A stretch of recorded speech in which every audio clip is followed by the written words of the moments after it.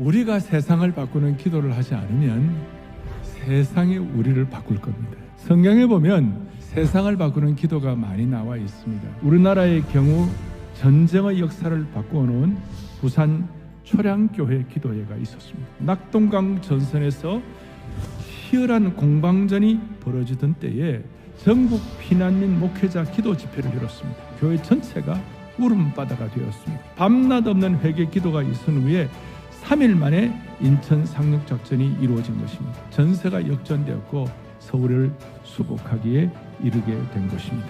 하늘의 역사에서는 이것이 그 기도회를 통하여 이루어졌다고 믿는 것입니다.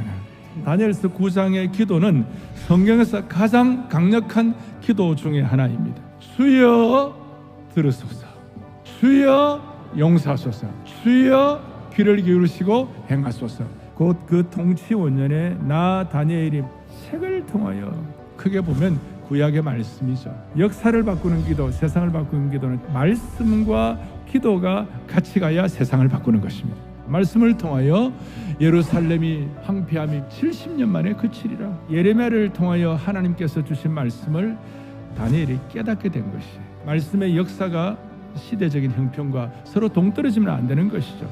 한 손에는 예언의 말씀과 한 손에는 역사적 현실을 붙잡았는데 역사적 현실을 기도를 통하여 극복하도록 만들어 주셨다 그 말이에요. 1절에 보니까 다리오가 갈대아 나라 왕으로 세움을 받은 첫 해라 그랬어요. 느부갓네살을 비롯한 바벨론 제국을 섬겼는데 이제는 세상이 바뀌었어요. 다니엘의 마음속에 천하를 장악하고 천하를 움직이시는 분은 천재 주제이신 하나님이시구나. 시대를 분별하는 하나님의 사람이 된 것이에요. 지혜와 총명을 주었다 그랬어요. 문제를 풀 때에 내 문제로 먼저 시작하지 말고 하나님이 역사의 주관자심을 믿고 그분에게 먼저 의탁하는 기도가 중요하다는 것이에요. 혁혁이 쌓여있는 수많은 삶의 난자 앞에서 여러분과 제가 다른 방식으로 문제를 해결하지 말고 먼저는 정말 절박한 다니엘 같은 기도를 통하여 문제를 푸는 은혜가 있기를 바라는 것이에요. 말씀의 은혜를 가지고 자연스럽게 기도가 뿜어져 나오기를 바라는 것이에요. 영적 전쟁을 위해 가장 강력한 무기가 성령의 검이에요. 그러니까 영적 전쟁의 모든 무기가 갖추어져도 마지막에 기도의 뚜껑을 덮어야 해결이 되는 것이에요. 함께 기도의 짐을 져야 세상이 바뀌는 거예요. 함께 합심해서 기도하고 함께 연합 기도를 해야 기적과 능력이 나오게 되는 것이에요. 에스겔에 보니까 하나님께서 친히 다니엘을 의롭다고 그랬어요. 다니엘은 민족의 죄악을 고발하는 것이 아니라 자신의 죄를 동일시하여 기도에 무릎을 꿇었다. 같이 아파, 같이 통곡하고. 민족의 죄를 우리가 고발하는 사람이 아니라 거룩한 기도의 짐을 지기 시작할 때 하나님은 바로 응답을 준비하고 계시는 것이에요.